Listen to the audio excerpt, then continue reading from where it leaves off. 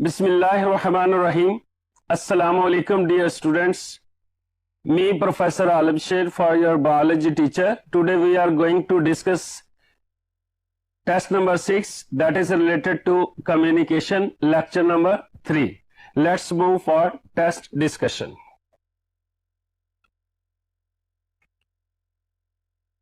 Question number 1. Auditory relay center is located in midbrain. Delta is a correct option. Alpha hypothalamus, that act as the thermostat of the body and it is the part of the forebrain. Beta is a forebrain that is involved in the sensory informations. Hindbrain, it is composed of 3 components: pons, cerebellum and medulla oblongata. Those are involved in body movements, autonomic functions. Question number 2. Following are the names of same neuron except somatic neuron. Delta is a correct option. Alpha relay neuron, beta intermediate neuron, Charlie associative neurons. These are the same name of a single neuron, that is called associative या relay neuron. एक ही neuron के 3 नाम है. Question number 3 blank is responsible for the poorly understood cerebrum. Alpha is a correct option. Beta cerebellum related to body movements. Thalamus is the relay center between the limbic system and cerebrum. Hypothalamus is the thermostat of body. Question number 4. The number of spinal nerves in humans is 62. Delta is the correct options. तो यहां भी number की बात की गई है, pairs की बात नहीं की गई. तो इस एमसीक्यू को आपने हमेशा बड़ा अटेंटिवली फोकस करके इसको अटेम्प्ट करना है. इसकी स्टेटमेंट में और आंसर में जो पेयर्स है उसको वर्ड को जरूर देखना है. तो यहां टोटल नंबर पूछा गया है, तो टोटल नंबर जो है वो 31 पेयर्स होते हैं और टोटल नंबर जो होते हैं 62.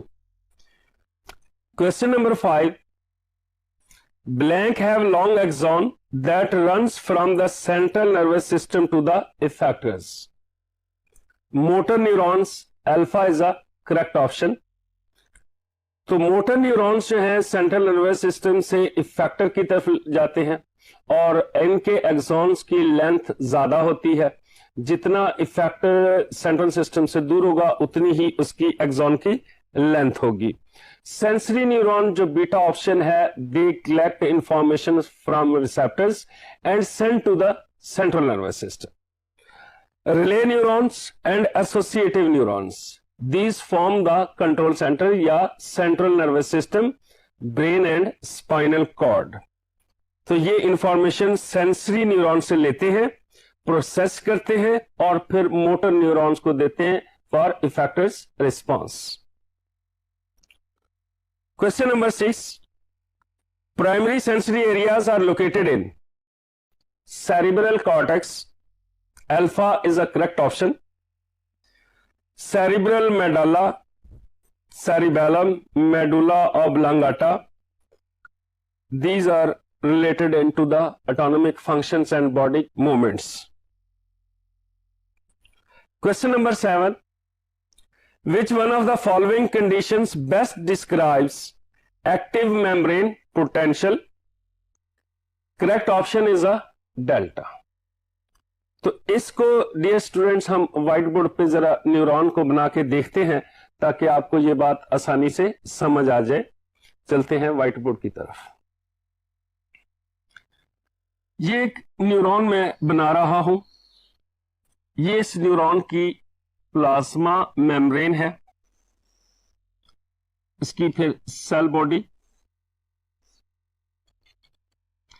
आमतौर पर देखें तो बाहर जो है उसके पॉजिटिव आयंस ज्यादा होते हैं और अंदर जो है वो नेगेटिव आयंस ज्यादा होते हैं.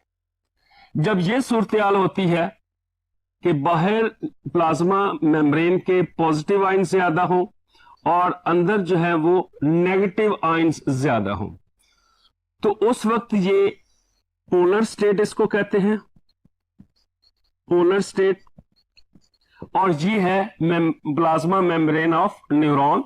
तो जब ये स्टेट होती है और कोई स्टिमुलस सप्लाई नहीं होता, देयर इज नो स्टिमुलस और मेम्ब्रेन रेस्ट पर होती है, तो इसको हम कह देते हैं resting membrane potential at rest. जब इसके ऊपर स्टिमुलस आप अप्लाई करें, आपने स्टिमुलस अप्लाई कर दिया या इस पर स्टिमुलस अप्लाई हो गया, तो फिर क्या होता है कि ये चार्जेस रिवर्स में हो जाते हैं, बाहर जो है नेगेटिव आयंस ज्यादा हो जाते हैं और अंदर पॉजिटिव आयंस ज्यादा हो जाते हैं। ये जो रिवर्सल ऑफ चार्जेस है इनसाइड और outside the plasma membrane of neuron, this is called active membrane potential, या इसको हम कह देते हैं एक्शन पोटेंशियल, जिसकी वैल्यू आपने लिखी थी, दैट इज 50 मिलीवोल्ट। तो इस हिसाब से अगर आप देखें तो जो आपके एमसीक्यू की डेल्टा ऑप्शन है वो जो है वो करेक्ट ऑप्शन है, that is the active membrane potential. Question number 8, blank extends through several brain regions. Limbic system, Charlie is a correct option. Alpha amygdala, hippocampus or hypothalamus, these are the part of limbic system. Question number 9, the part of nervous system that receives and process information and then initiates actions is called central nervous system. Beta is a correct option. Further तमाम इन functions जो हैं वो जो chart बना हुआ था, flow chart, और उसको भी आपने तसल्ली से याद रखना है। उसके अंदर की जो इंफॉर्मेशन है वो एमसीक्यू के तौर पर ली गई है। अल्फा जो है पेरिफेरल नर्वस सिस्टम, ये क्या करता है कि पेरिफेरल रीजन को और सेंट्रल नर्वस सिस्टम को आपस में मिलाता है। Somatic nervous system skeletal systems को या मूवमेंट्स या स्केल को इनिशिएट करता है। ऑटोनोमिक नर्वस सिस्टम सिंपैथेटिक और पैरासिम्पैथेटिक पर है, फाइट एंड फ्लाइट पे। Question number 10, in apical dominance action of auxins can be enhanced by gibberellins. Charlie is a correct options, other are irrelevant options. Question number 11, blank carries sensory information to the limbic system and cerebrum. Thalamus, alpha is a correct option, क्योंकि उनके दरमियान में मौजूद होता है cerebrum और limbic system के दरमियान में, तो इसलिए करेक्ट ऑप्शन जो है वो thalamus. Pons, that is the part of hind brain, rate and pattern of breathing control करता है। Hypothalamus is a part of limbic system that act as a thermoregulatory, or medulla is the part of hind brain. It controls several autonomic activities. Question number 12, vertebral column accords protection to spinal cord. Delta is the correct option. Forebrain, midbrain and hindbrain, these are protected by the cranium, ये जो खोपड़ी होती है। Question number 13, in neurons the sodium potassium pump actively transports, वो जो की बना के दी थी उसके मुताबिक यकीनन आपके जहन में ऑप्शन आ गई होगी, that is delta, sodium out and potassium into the cell.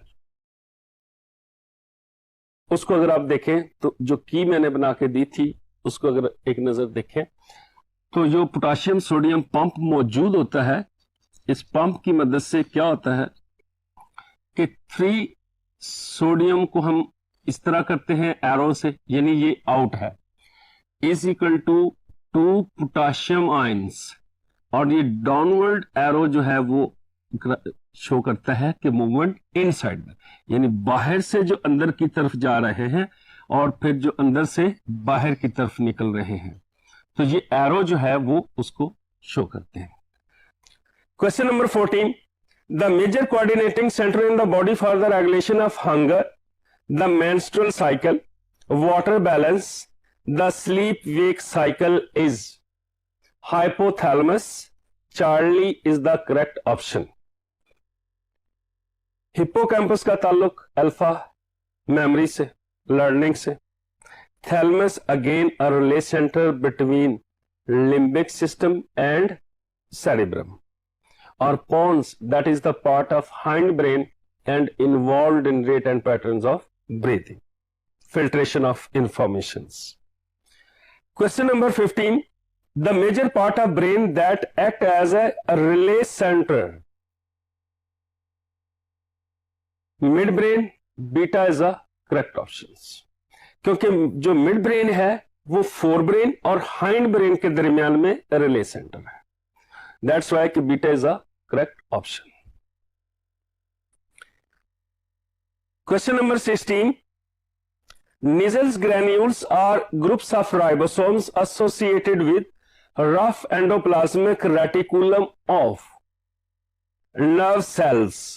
Alpha is a correct option. Beta क्या है? motor neurons, associative neurons, और डेल्टा है sensory neurons. तमाम के तमाम ही ये nerve cells ही हैं, तो लिहाजा जो बेस्ट ऑप्शन है वो nerve cells alpha है। Question number 17, the fluid protection to central nervous system is provided by cerebrospinal fluid. Charlie is a correct options. Pleural fluid जो है that is present in pleural membranes that provide protection to the lungs. इसी तरीके से beta जो है pericardial fluid that is present in pericardium and provide protection to the heart. Amniotic fluid that is present in amnion, और ये जो extra embryonic membranes होती हैं ड्यूरिंग डेवलपमेंट वो फीटस को या डेवलपिंग एम्ब्रियो को प्रोटेक्शन प्रोवाइड करती है। Question number 18, in the formation of a long term memory important role is played by, correct option is beta, hippocampus that involves in learning, and it is the part of forebrain limbic system. So thalamus is again the relay center between the limbic system and cerebrum. Pons is a part of hindbrain. Medulla is also the part of hindbrain. Both control respective their functions. Question number 90. The normal speed of a nerve impulse in human is blank meters per second, but maximum speed is blank meters per second. Correct option is beta, 100 meters per second and 120 meters per second. Yellow box की information है, वहां से MCQ select हुआ है, तो correct option is a beta. Question number 20, which one of the following parts of brain included in fore brain? चार options हैं, तो correct option is a amygdala alpha. Amygdala is a part of limbic system and limbic system is a part of forebrain.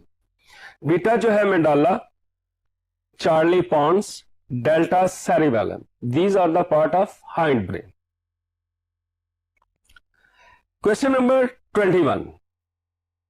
In the following figure, polarized state have been labeled by, तो correct option जो है वो इसमें alpha 1, जो 2 है वो depolarised state है, तो इसका सही ऑप्शन है अल्फा 1।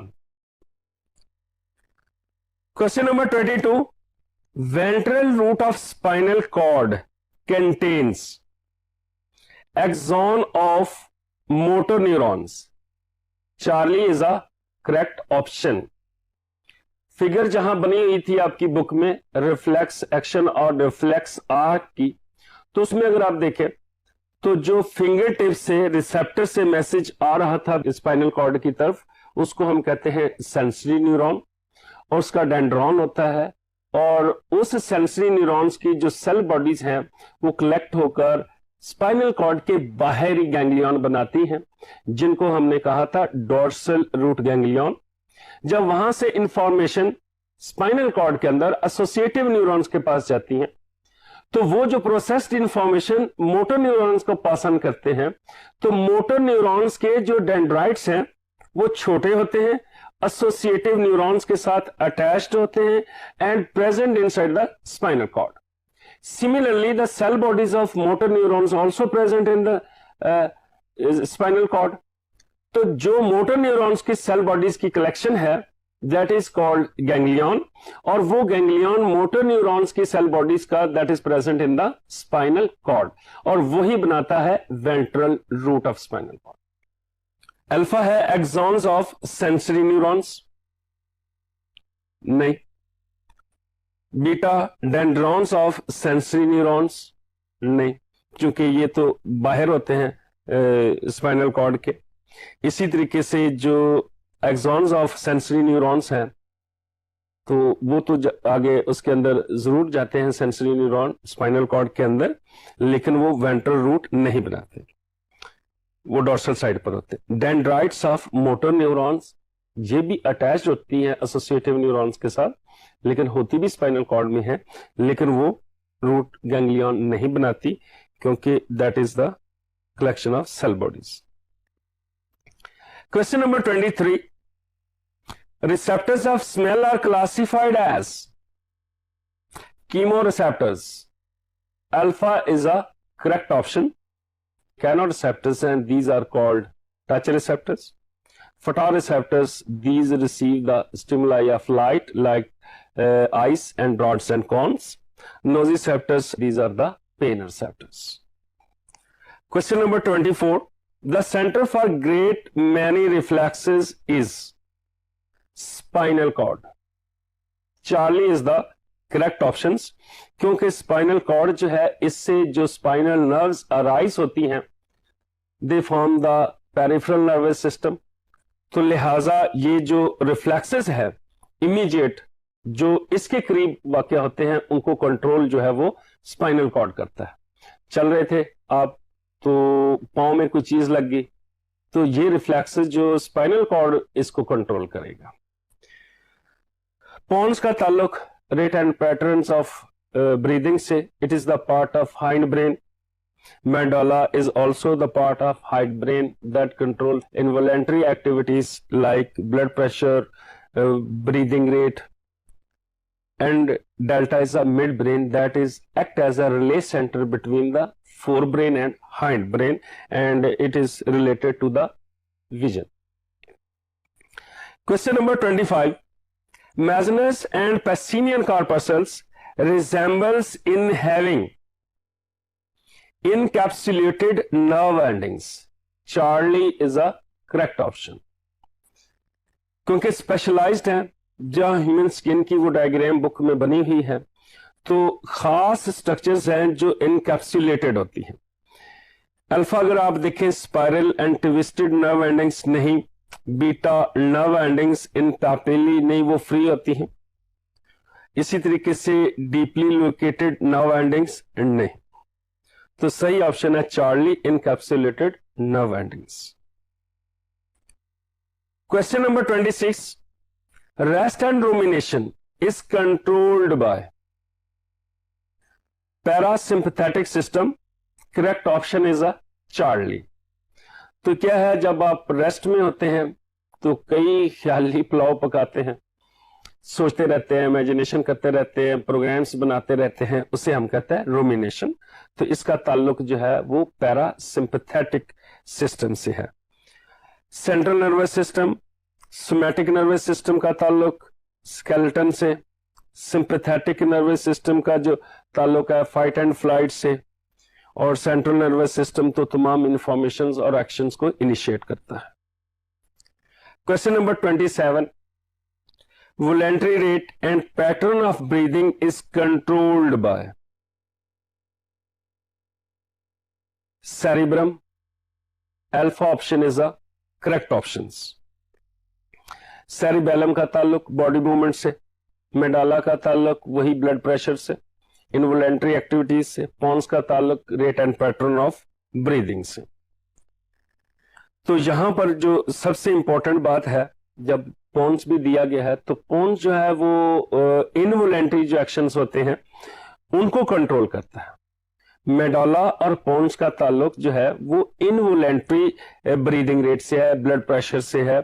जब आप जानबूझकर सांस लेते हैं, तेजी से सांस लेते हैं जानबूझकर, उसको वॉलेंट्री में जब कन्वर्ट करते हैं तो देन जो ये जो रोल है that is played by the cerebrum.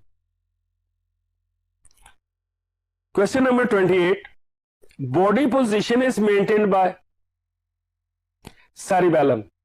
Charlie is the correct options. Movements को और पोजीशन को और जेस्चर्स को मेंटेन करता है सेरिबेलम। मेडाला, पोन्स, इनका ताल्लुक जो है वो rate and pattern of development से, इनवॉलेंट्री एक्शन से, सेरिब्रम का सेंसरी इंफॉर्मेशन से। Question number 29, somatic nervous system is made by motor neurons. Alpha is a correct options. चूंकि तमाम जो सोमैटिक कहते हैं, सोमाइट कहते हैं मसल्स को, तो मसल्स जो हैं वो इफेक्टर्स हैं, तो लिहाजा उसके साथ हमेशा जो अटैच्ड होंगे वो मोटर न्यूरॉन्स ही होंगे।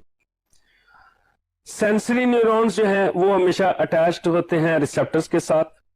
रिले न्यूरॉन्स या intermediate neurons form the brain and spinal cord, ये वहां पर मौजूद होते हैं। Question number 30, vagus nerve is a part of parasympathetic nervous system. Beta is a correct options. जो काम सिंपैथेटिक नर्वस सिस्टम करता है वो उसको रिवर्स में करता है पैरासिम्पैथेटिक, क्योंकि सिंपैथेटिक फाइट और फ्लाइट के लिए चीजों को एक्टिवेट करता है, कुछ को रोकता है। मिसाल के तौर पर जो डाइजेशन है उनको इनहिबिट करता है, ब्रीदिंग रेट को बढ़ा देता है, आईज की प्यूपिल की जो डायलेशन है वो इंक्रीज कर देता है। जो पैरासिम्पैथेटिक सिस्टम है उन्हीं तमाम कामों को दोबारा स्लो डाउन करके नॉर्मल पोजीशन में लेकर आता है, तो उनको जो कंट्रोल करने वाली है वो vagus nerve. Sympathetic nervous system, somatic nervous system, autonomic nervous system are the irrelevant options. Question number 31, promotion of digestion is parasympathetic activity. अभी हमने डिस्कस किया लास्ट एमसीक्यू में कि जो सिंपैथेटिक नर्वस सिस्टम है वो फाइट एंड फ्लाइट में involve होता है, स्ट्रेस सिचुएशंस के लिए होता है, तो उसका काम जो है वो प्रमोशन नहीं है, वो इनहिबिशन ऑफ डाइजेशन है। जो प्रमोशन ऑफ डाइजेशन है it is the function of parasympathetic activity. तो चार्ली है सोमैटिक एक्टिविटी, इसका ताल्लुक स्केलेटल मसल मूवमेंट से, और वॉलंटरी एक्टिविटी का ताल्लुक जो है सेरिब्रम से। Question number 32, the net difference of charges between the inner and outer surface of a neuron non conducting neuron is called resting membrane potential. Alpha is a correct options. कि जब neuron के अंदर कोई stimulus apply नहीं होता तो उसकी जो आउटर साइड है वो पॉजिटिव होती है और इनर साइड जो है वो नेगेटिव होती है, उसको हम कहते हैं polarized state, and that is the resting membrane potential -70 millivolt. तो alpha is a correct options. Membrane potential क्या है कि जो चार्जेस डिफरेंस है उसके दरमियान में जो बैरियर मेम्ब्रेन है तो उसको हम कह देते हैं मेम्ब्रेन पोटेंशियल। पोटेंशियल करते हैं एबिलिटी टू डू वर्क। तो इलेक्ट्रिकल पोटेंशियल क्या है? इलेक्ट्रिकल वर्क करने का। अगर उन दोनों चार्जेस के दरमियान में बैरियर जो है वो मेम्ब्रेन है न्यूरॉन की, तो उसको हम कहेंगे मेम्ब्रेन पोटेंशियल। और मेम्ब्रेन पोटेंशियल दोनों ही है। When there is no stimulus supplied, neuron at rest, then it is called resting membrane potential. और अगर उस पर स्टिमुलस अप्लाई हो जाए, चार्जेस रिवर्स हो जाए, तो उसको हम कह देते हैं active membrane potential. Question number 33, there is no blank between two neurons, cytoplasmic connections alpha, this is the correct option. अगर आप देखें तो दो न्यूरॉन्स हैं, चाहे सेंसरी न्यूरॉन है या एसोसिएटिव न्यूरॉन्स है, एसोसिएटिव न्यूरॉन से मोटर न्यूरॉन्स हैं, तो उनके दरमियान में जो जंक्शन है उसको साइनैप्स कहते हैं। कोई साइटोप्लाज्मिक कनेक्शंस नहीं है, यानी दोनों आपस में जुड़े नहीं हुए। तो alpha is the correct options. Beta physical gap, nervous connection, functional connections, these are the irrelevant options. Question number 34. Following are mostly involved in sympathetic transmission within the brain and spinal cord except. अब exception वाला फिर MCQ आ गया, इसको जरा देखें। Correct option according to this statement is acetylcholine alpha.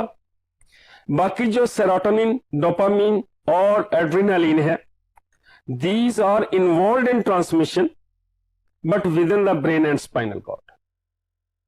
Question number 35। Receptors that respond to pressure are called mechanoreceptors. Beta is the correct option. तो यहां पर इस एमसीक्यू में क्या है, टाइप ऑफ स्टिमुलस, कि किस तरह का स्टिमुलस है। ऑप्शंस में जो दिए गए हैं वो है रिसेप्टर्स। तो करेक्ट ऑप्शंस बीटा। कीमोरिसेप्टर्स जो है वो केमिकल स्टिमुलस को रिसीव करते हैं। फोटोरिसेप्टर्स जो है वो लाइट के स्टिमुलस को परसीव करते हैं, और नोजिसेप्टर्स जो है वो पेन रिसेप्टर्स कहलाते हैं। Question number 36।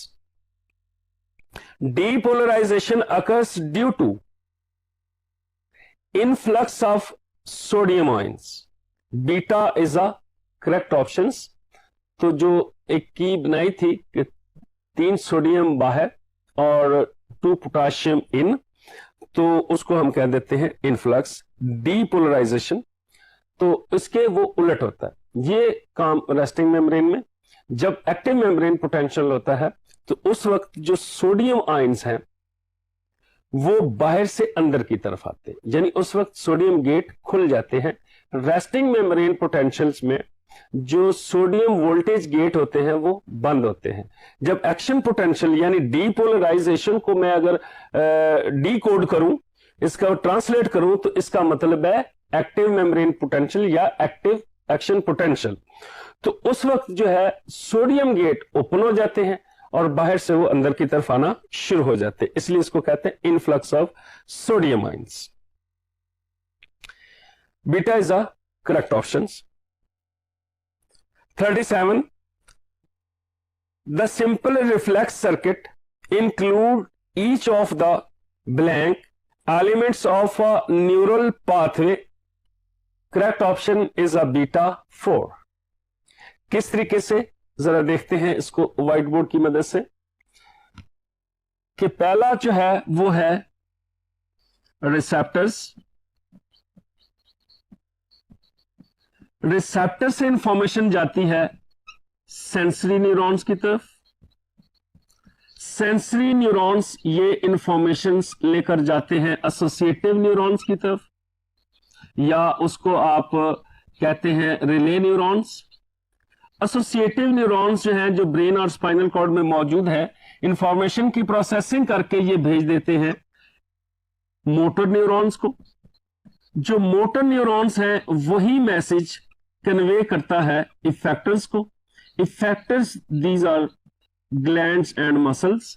तो इसके अगर कंपोनेंट्स देख लें, 1, 2, 3, 4 और 5।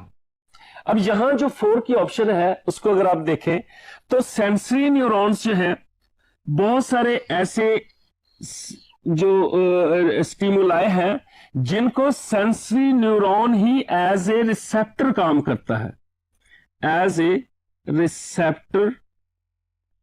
रिसेप्टर काम करता है।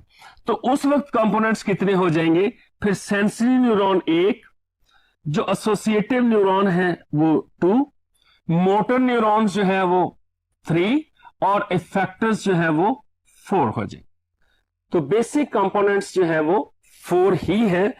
जहां रिसेप्टर एक स्पेशलाइज्ड स्ट्रक्चर हो जाएगी तो वहां कंपोनेंट्स 5 हो जाएंगे। मिसाल के तौर पर अगर आंख को एज ए रिसेप्टर ऑर्गन ले तो इसके साथ जो एसोसिएट हैं सेंसरी न्यूरॉन्स, तो फिर वो अलग ऑप्शन हो जाती है।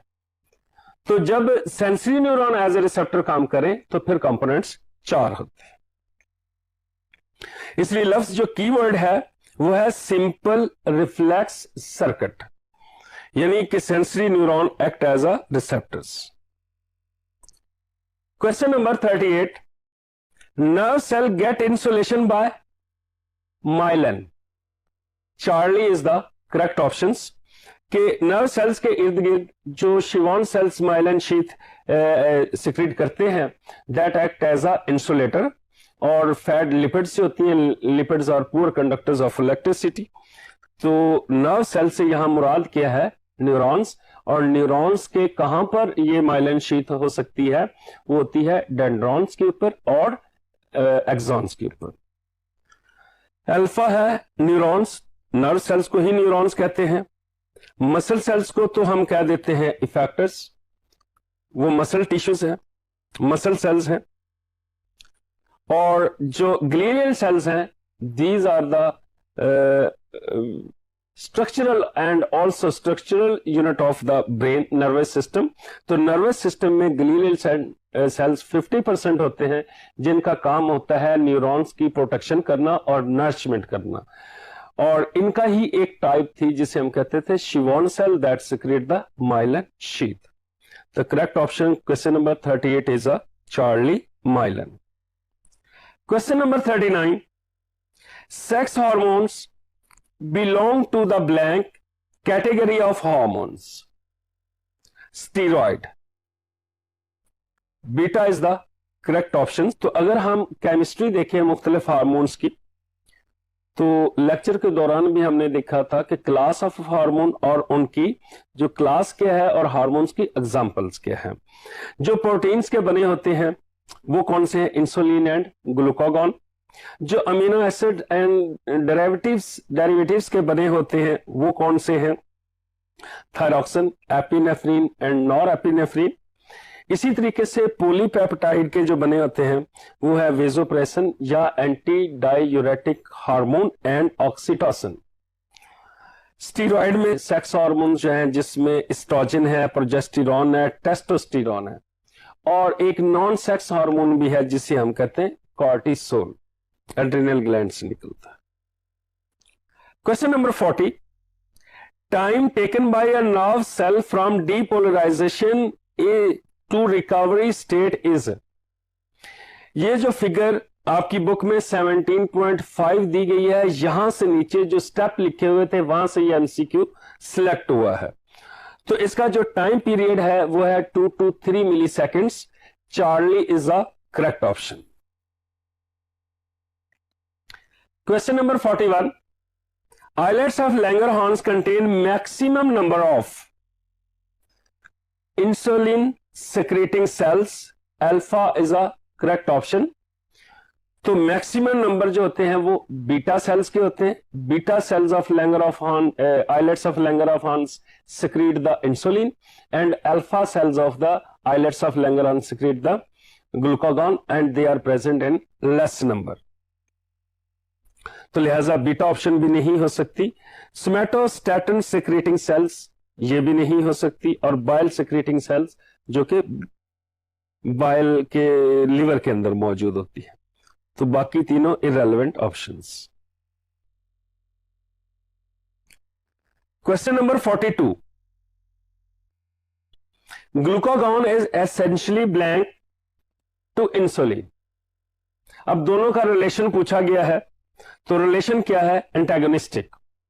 Alpha, alpha is the correct options कि जो काम ग्लूकागॉन करता है इंसुलिन उसके उलट करता है, लेकिन मेन जो मेटाबॉलिक रिएक्शन है वो एक ही है, यानी ग्लूकोज का metabolism. Glucagon convert glycogen into glucose. And maintain the blood glucose level. Insulin क्या करता है कि जो ग्लूकोज है उसको ग्लाइकोजन में कन्वर्ट कर देता है, फिर वो भी डिक्रीज करता है ग्लूकोज लेवल को ब्लड के अंदर।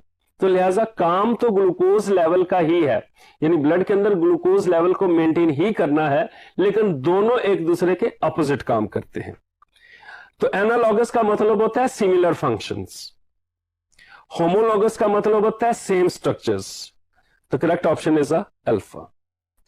Question number 43, production of large quantities of urine and great thirst are symptoms of diabetes insipidus, beta is a correct option. क्या है कि डायबिटीज इंसिपिडिस का मतलब भी ये है कि फ्रीक्वेंट यूरिन हो और उसके अंदर कोई शुगर ना हो, तो इसलिए उसमें जो बार बार यूरिनेशन होती है, बंदा करता है, बार बार यूरिन पास ऑन होती है, जिसकी वजह से बॉडी के अंदर पानी की कमी हो जाती है, जिसे हम कहते हैं डिहाइड्रेशन। तो उस डिहाइड्रेशन की वजह से आपको इंसान को प्यास लगती है। तो इसका ताल्लुक डायबिटीज इंसिपिडिस से बीटा। डायबिटीज जो मिलाइटिस है उसका ताल्लुक क्या है कि उसमें भी फ्रीक्वेंट यूरिनेशन होती है, लेकिन उसके अंदर जो है शुगर जो है वो ब्लड के अंदर चली जाती है। अंडर सिक्रीशन ऑफ इंसुलिन, उसकी वजह से भी ग्लूकोज का लेवल हाई हो जाता है ब्लड के अंदर। ओवर सिक्रीशन ऑफ एडीएच से कॉन्सेंट्रेटेड यूरिन पैदा होती है और लेस वॉल्यूम में होती है, इसकी वजह से जिस्म के अंदर जो है वो डिहाइड्रेशन नहीं होती। Question number 44, ADH is produced by hypothalamus, delta is the correct options. तो डियर स्टूडेंट्स, हाइपोथैलेमस के दो हार्मोन्स हैं, एक है एंटी डायूरेटिक हार्मोन एडीएच और दूसरा है ऑक्सीटोसिन। हाइपोथैलेमस के न्यूरोसेक्रेटरी सेल्स इनको सिंथेसाइज करते हैं, फिर ये पास होते हैं उसकी तरफ, पोस्टीरियर पिट्यूटरी लोब की तरफ। वहां पर वो आर्जी तौर पर स्टोर होते हैं और जब जरूरत होती है तो वहीं से ये रिलीज होते हैं। तो सही ऑप्शन है हाइपोथैलेमस। अल्फा जो है इंटीरियर पिट्यूटरी, इसमें ये स्टोर नहीं होते, ना ही सिंथेसाइज होते हैं। मिडिल पिट्यूटरी है, इसमें भी ना सिंथेसाइज होते हैं ना ही स्टोर होते हैं। चार्ली ऑप्शन जो है वो पोस्टीरियर पिट्यूटरी है, इसमें स्टोर होते हैं, सिंथेसाइज नहीं होता।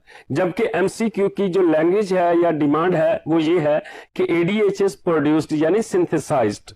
तो उस हिसाब से जो करेक्ट ऑप्शन है वो delta hypothalamus. Question number 45, leave senescence is promoted by abscisic acid, delta is a correct options. क्योंकि लीफ सेनेसेंस से मुराद है एजिंग ऑफ लीव्स, के पत्ते जो है वो बूढ़े हो जाते हैं, फिर वो उसके बाद गिर जाते हैं।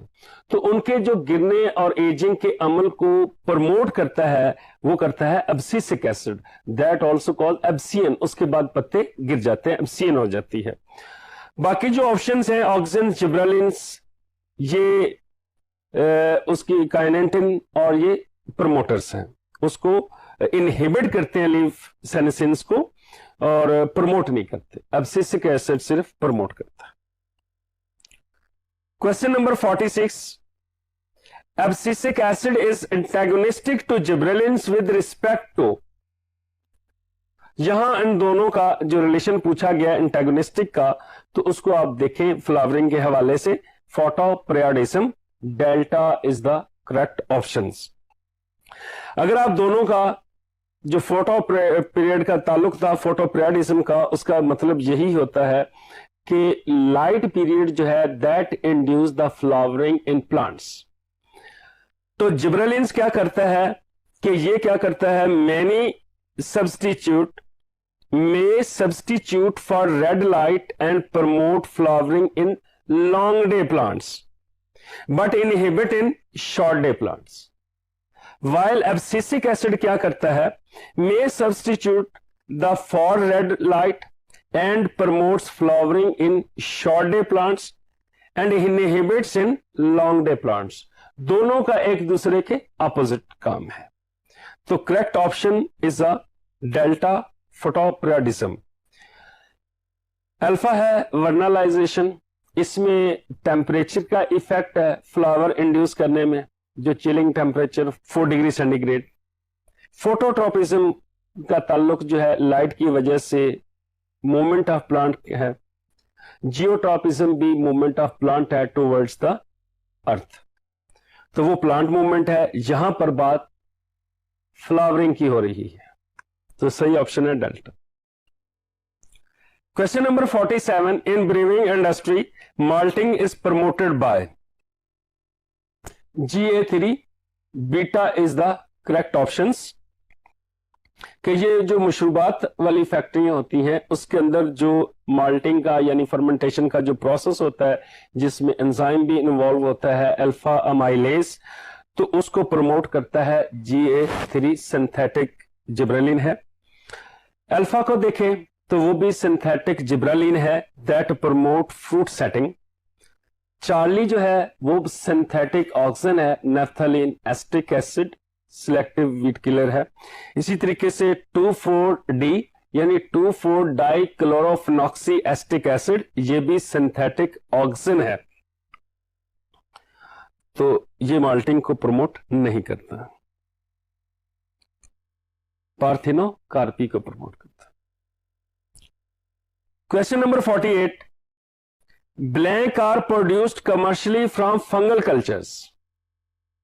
तो डेफिनेटली जवाब आपके सहन में आ गया होगा, that is gibberellins. Charlie is a correct option. Gibberellins were the first discovered from a fungus called Gibberella fujikuroi, thus name as gibberellins. तो उसका जो फंगस थी उसकी वजह से ही उसका नाम।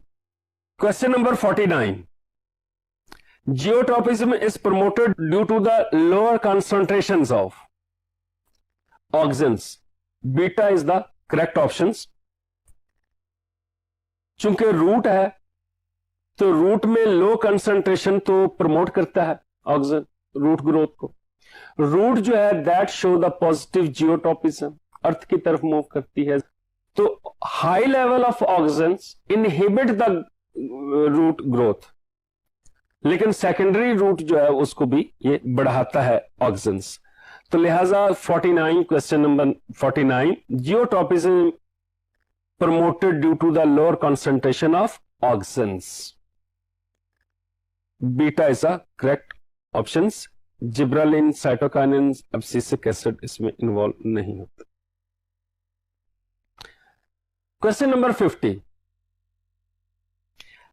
a nerve impulse is passed from one neuron to the other through synapse. Delta is the correct options. जब हमने दो नर्व सेल्स के दरमियान में जो गैप या जंक्शन हम देखते हैं तो उसको कहते हैं साइनेप्स। तो नर्व इंपल्स एक न्यूरॉन से दूसरे न्यूरॉन तक ट्रांसफर जो होती है वो साइनेप्स के जरिए होती है, जिसमें वो बुक में जो डायग्राम है कि एक न्यूरॉन जो है उसका एक्सॉन दूसरे न्यूरॉन की डेंड्राइट से अटैच्ड होता है, दोनों के दरमियान में माइक्रोस्कोपिक गैप होता है जिसको हम कह देते हैं सिनेप्टिक क्लेफ्ट, और जो प्री सिनेप्टिक न्यूरॉन होता है उसके अंदर से न्यूरोट्रांसमीटर्स रिलीज होते हैं। तो फिर वो न्यूरोट्रांसमीटर्स जो पोस्ट सिनेप्टिक मेम्ब्रेन है उसके रिसेप्टर के साथ जाकर अटैच होते हैं, और इस वजह से उसका जो ट्रांसमिशन है नर्व इंपल्स का वो from one neuron to two neuron through synapse. Alpha axon है उसका ताल्लुक नहीं, डेंड्राइट्स का भी ताल्लुक नहीं है, सेल बॉडीज का। क्वेश्चन नंबर 50 का correct option is delta. Thank you very much, बहुत बहुत शुक्रिया, अल्लाह हाफिज।